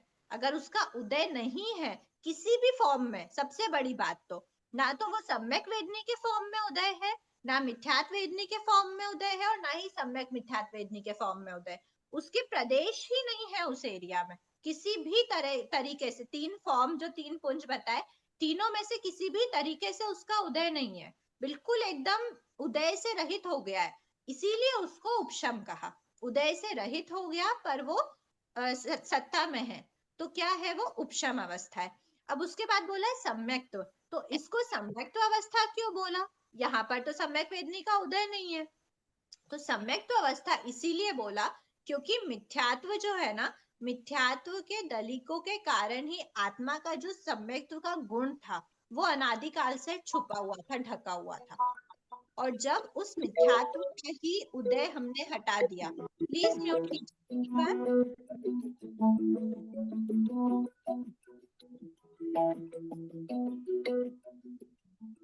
जब मिथ्यात्व का ही हमने क्या कर दिया, उदय हटा दिया, रोक दिया पूरी तरह से, तो जब मिथ्यात्व का ही उदय नहीं बचा तो वो सम्यक का गुण प्रकट हो गया, क्योंकि सम्यक को ढकने वाला भी तो मिथ्यात्व ही था। ठीक है, इसीलिए हमने बोला कि ये सम्यक्त्व की प्राप्ति हो गई है। और प्राप्ति हुई मतलब असल में सम्यक आत्मा का गुण जो था वो प्रकट हो गया, क्योंकि मिथ्यात्व अब कुछ नहीं बचा। ठीक है, अब ऐसे अंतर मुहूर्त टाइम तक ही कोई भी प्रकृति का उपशम किया जा सकता है। अगर किसी भी प्रकृति को दबाया जा सकता है, मतलब उदय में नहीं लाने योग्य करते हैं, ओनली अंतर मुहूर्त तक ही ऐसा पॉसिबल है। तो अंतर मुहूर्त का ये जो ब्लू वाला एरिया है, अंतर मुहूर्त का बीता, और अब जीव ने इस समय पर ये जो रेड लाइन है ब्लू के ऊपर, उस लाइन पे क्या कर दिया, प्रवेश कर दिया। इस लाइन पर अब वो आ गए, मतलब यहाँ तक वो प्रथमोपशम सम्यक्तु में रहा, इतने पूरे ड्यूरेशन में प्रथमोपशम में रहा अवस्था उसकी, और फिर अब वो इधर पे आ गया। अब यहाँ पे आने के बाद उसके पास 3 रास्ते खुले। देखो प्रथमोपशम में एक चौथा रास्ता और है जो मैं अभी बाद में बताने के भाव है। इस एरिया में क्या होता है, इस लाइन के जस्ट बाद अब उसको डिपेंडेंसी होती है उसकी। अच्छा एक बात और रह गई कि जब वो फर्स्ट समय पे प्रथमोपशम सम्यक तो प्राप्त हुआ था ना, उस समय पर जीव अभी तक तो अनादिकाल से मिथ्या दृष्टि था, तो उसका गुणस्थान कौन सा होगा, फर्स्ट गुणस्थान था। पर जैसे ही वो फर्स्ट समय पर प्राप्त हुआ, अंतर के फर्स्ट समय में आया, वो प्रथमोपशम सम्यक तो उसको मिल गया। अब जब सम्यक तो मिला है तो गुणस्थान भी चढ़ेगा, तो या तो वो 4th 5th या फिर 7th गुणस्थान उसको मिलता है फर्स्ट समय पर। या तो वो उसकी भावों की विशुद्धि सिर्फ अविरत जीव जैसी रही, पर सम्यक तो मिल गया, तो वो भावों से अविरत है, तो वो 4th गुण स्थान में रहेगा। अगर वो भावों से वीरता विरत की अवस्था है, सम्यक तो मिल गया, वीरता विरत की अवस्था है, 5वें गुण स्थान में आ जाएगा। और अगर वो सर्व विरत की अवस्था में है तो वो 7वें गुण स्थान पे चला जाएगा, अप्रमत्त अवस्था को प्राप्त करेगा। ठीक है, छठे को प्राप्त नहीं करेगा क्या? छठे को नहीं करता, क्योंकि कोई भी जीव अपने जीवन काल में सबसे पहली बार अगर संयम प्राप्त करता है तो वो डायरेक्ट 7वें गुण स्थान को ही प्राप्त करता है। फिर उसके भावों में मलिनता आने के कारण वो सीखता है। पर फर्स्ट टाइम जो संयम मिलता है, चाहे वो मिथ्या दृष्टि जीव को ही फर्स्ट टाइम अगर संयम मिला तो डायरेक्ट फर्स्ट से 7th में जाएगा, 4th से 7th में जाएगा, 5th से 7th में जाएगा। कभी भी ऐसा नहीं होगा कि 6th वाला जीव पहले, मतलब कोई भी जीव पहले 6th में आए फिर वो 7th में आए। जब भी जीव संयम लेता है, मतलब जब भी जीव अपने जीवन काल में फर्स्ट टाइम संयम प्राप्त करता है, जैसे अभी भी जो दीक्षाएं हो रही हैं, जीव 5th गुण स्थान में है, और वो 5th गुण स्थान से जैसे ही दीक्षा उनको दी जाती है, उस समय उनके भावों की इतनी विशुद्धि होती है कि वो अप्रमत्त अवस्था रहती है उनकी। मतलब जैसे ही जीव संयम की प्राप्ति करता है, वो अप्रमत्तता को ही प्राप्त करता है, फिर भले ही अगले समय में वो प्रमत्त अवस्था को प्राप्त कर ले। प्रथमोपशम के फर्स्ट समय पर वो 4th 5th या फिर 7th को ही प्राप्त करता है। फिर 2nd 3rd 4th समय और पूरा जो ब्लू वाला ड्यूरेशन था, उस पूरे ड्यूरेशन में वो 4th 5th 6th 7th जो इस भी गुण स्थान में चाहे वो रह सकता है, पर वो रहेगा प्रथमोपशम की ही अवस्था में। फिर वो प्रथमोपशम का अंतर्मुहूर्त काल व्यतीत हुआ। अब वो जब ये लास्ट ब्लैक लाइन पे आता है तो उसके पास ऑप्शंस रहते हैं। देखो अगर ये लास्ट लाइन तक पहुंचने के मिनिमम 1 समय और मैक्सिमम 6 आवलिका इतना टाइम बचा है, और उस समय पर अगर उसके अनंतानुबंधी चतुष्क का क्या हो गया इस बीच में, अभी तक उनका क्या था, अनंतानुबंधी चतुष्क का उपशम था। ठीक है, क्योंकि प्रथमोपशम में हमने क्या बताया चार्ट में, D3 का तो उपशम है, उपशम नहीं था सॉरी क्षयोपशम, और अनंतानुबंधी चतुष्क का क्षयोपशम रहता है, और जो मिथ्यात्व के दलिक है उनका उपशम रहता है। तो ऐसे अनंतानुबंधी चतुष्क के जो क्षयोपशम था, अगर 6 आवलिका का ड्यूरेशन मैक्सिमम बचा या फिर मिनिमम 1 समय भी बचा, और अनंतानुबंधी चतुष्क का बंध और उदय होना एक ही साथ स्टार्ट सम्यक्तु में गिर जाता है, साधन सम्यक्तु में गिर के कंपलसरी उसको मिथ्यात्व प्राप्त हो जाता है। पर मान लो उसके इस 6 आवलिका के टाइम पे उसका अनंतानुबंधी का बंध और उदय नहीं हुआ, वो क्षयोपशम की ही अवस्था में है, तो वो क्षयोपशम की अवस्था के बाद अगले समय पर क्या हुआ उसको डिसाइड करना है। अगर उसके भावों में बहुत विशुद्धि रही तो वो सम्यक वेदनी के पुंज को मतलब पिक करेगा, वहां के प्रदेश उदय में आ जाएंगे। अगर वो अर्ध विशुद्धि पे रहा भावों में तो उसके जो सम्यक मिथ्यात्व वेदनी है वो वाले प्रदेश उदय में आएंगे। और अगर वो पूर्ण वापस मलिनता को प्राप्त हो गया तो उसके मिथ्यात्व वेदनी के जो प्रदेश है वो उदय में आ जाएंगे। तीनों ऑप्शंस खुले हैं उसके पास, उसके आत्मा की विशुद्धि के ऊपर। ठीक है, अब जब ये 3 टाइप के जो पुंज बने हैं उसमें से जो जो भी इंडिविजुअल पे अगर वो प्राप्त होता है, अगर वो सम्यक मिथ्यात्व का उदय हुआ तो सम्यक मिथ्या दृष्टि कहलाता है, मिथ्यात्व वेदनी का उदय हुआ तो वो वापस मिथ्या दृष्टि कहला जाएगा, और अगर उसके सम्यक वेदनी का उदय हुआ तो अब जीव क्या कहलाता है, अब वो क्षयोपशम सम्यक्त्वी जीव कहलाता है। ठीक है, सम्यक वेदनी का उदय हुआ, इतने टाइम से वो 4th गुण स्थान में था मान लो, पर वो प्रथमोपशम की अवस्था में था, और बढ़ा, अब उसका सम्यक वेदनी का उदय आ गया, फोर्थ गुण स्थान में रहते हुए भी उसका क्षयोपशम सम्यक तुम्हें प्राप्त हो गया। ठीक है, इसको हम और डिटेल में बाद में देखने के भाव रखते हैं। लगभग ऐसा ये पूरा कंप्लीट हो चुका है प्रोसेस। ये ही होता है प्रथमोपशम सम्यक की प्राप्ति, और उसके बाद किस किस पोजीशन में वो जाएगा, क्या क्या चांसेस खुली है, ये प्रथमोपशम सम्यक तो पूरा लगभग कंप्लीट हो चुका है। तो इसको हम एक बार इतना ही रखते हैं। दीदी एक क्वेश्चन है, आप बोले कि क्वेश्चन मेरा भी है। क्या बोलते हैं फोर्थ गुण स्थान में जैसे सम्यक तो प्राप्त हो जाता है उसको कंप्लीट वो, तो फिर भाव शुद्ध रहेगा तो वो आगे बढ़ते जाएगा फिर, हाँ, मतलब द्वितीय सम्यक द्वितीय जैसे प्रथम क्या प्रथम सम्यक की प्राप्ति हुई, फिर द्वितीय वाली आएगी क्या स्थिति? नहीं नहीं नहीं, द्वितीय ऑप्शन नहीं होता। द्वितीय ऑप्शन बोल रहे हो, द्वितीय स्थिति बोल रहे हो, क्या बोल रहे हो? द्वितीय ऑप्शन द्वितीय ऑप्शन नहीं होता। द्वितीय ऑप्शन और प्रथमोपशम ऐसा नहीं है कि फर्स्ट टाइम प्रथमोपशम है उसके बाद द्वितीय ऑप्शन। द्वितीय ऑप्शन टोटल डिफरेंट चीज है। जब जीव को उपशम श्रेणी चढ़ना होता है, जब वो द्वितीय ऑप्शन प्राप्ति करता है, वो टोटल डिफरेंट चीज है। ठीक है, उसको इससे रिलेट मत करना। दी प्रथमोपशम उदीर्ण और अपवर्तना में क्या फर्क रहा? ये बाद में डिस्कस करें।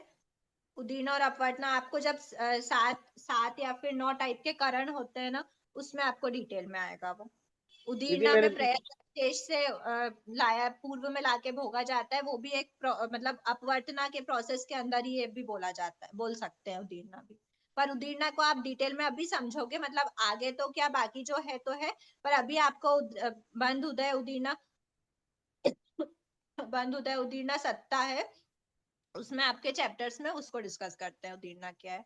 अभी आज की क्लास से रिलेटेड कुछ डाउट है क्या? हाँ दीदी, मेरा एक दो क्वेश्चन है, हाँ आप चाहे तो हाँ ना में उत्तर दे दीजिएगा, ज्यादा डिटेल में बताइएगा। हाँ, एक समय में एक ही गुण श्रेणी बनती है, तो क्या दूसरे समय में दूसरी गुण श्रेणी बनती है? दूसरे समय में दूसरी, हाँ दूसरी गुण श्रेणी बनती है। ओके। उनका गुण प्रत्येक श्रेणी शीर्ष सेम रहेगा। एक गुण स्थिति शीर्ष बनता गुण श्रेणी शीर्ष सेम रहेगा। गुण श्रेणी शीर्ष सेम रहेगा। ऑफ कोर्स देखो, आप ये जो है ना, इसमें जो उदय समय है, ये जो उदय समय, ये वाला उदय समय है ना, इस उदय समय के साथ साथ ही यहाँ से गुण श्रेणी बनी है। अब जब नेक्स्ट ये वाला उदय समय हो जाएगा, तो हमारी गुण श्रेणी इतनी रह जाएगी ना। फिर थर्ड समय रहेगा तो गुण श्रेणी इतनी रह जाएगी, ऊपर गुण श्रेणी शीर्ष सेम रहेगा। फोर्थ समय रहेगा तो गुण श्रेणी शीर्ष इतनी रह जाएगी। गुण श्रेणी शीर्ष सेम रहता है, गुण श्रेणी एक एक समय कम होती जाती है, एक एक उदय समय हटता जाएगा तो गुण श्रेणी भी कम होती जाती है, मतलब। और ओके फिर उसके बाद ये एक स्थिति बंध की बोल रहे हैं, और अगला स्थिति बंध जो करेंगे वापस पीएसबी वाला, उसके साथ नया स्थिति घात होगा। तो जो नया स्थिति घात होगा तो उसमें वापस से एक नया गुण श्रेणी शीर्ष की रचना होगी। फिर वो उस उदय समय से वहां तक रहेगा, अंतर्मुहूर्त काल तक। ओके। ठीक है, प्रत्येक कर्म प्रकृति की अलग अलग गुण श्रेणी बनती है? प्रत्येक क्रम प्रकृति, क्योंकि गुण श्रेणी कैसे बनती, गुण श्रेणी असल में ऐसे कोई अलग से बनती नहीं है, उसी स्थिति उसी निषेक में अरेंजमेंट किया जाता है। पर उसमें एकदम कैसे समझाएं, इसलिए हम अलग से ड्रॉ कर देते हैं। पर वो उसी निषेक में गुण श्रेणी के जो प्रदेश जो गुण श्रेणी के रूप में स्थापित किए, उनको उसी स्थिति के निषेक में डालते हैं। पर आपका क्या क्वेश्चन है? अलग अलग प्रकृति के, तो हर प्रकृति जिस प्रकृति का स्थिति घात हो रहा है, उसी के ही गुण श्रेणी बनती है। दूसरी प्रकृति का स्थिति घात होगा तो दूसरी गुण श्रेणी बनेगी। ऐसे हर प्रकृति की अलग अलग रहती है। ओके। यही क्वेश्चन था ना? कंडक ओके, कंडक मतलब स्थिति का हिस्सा।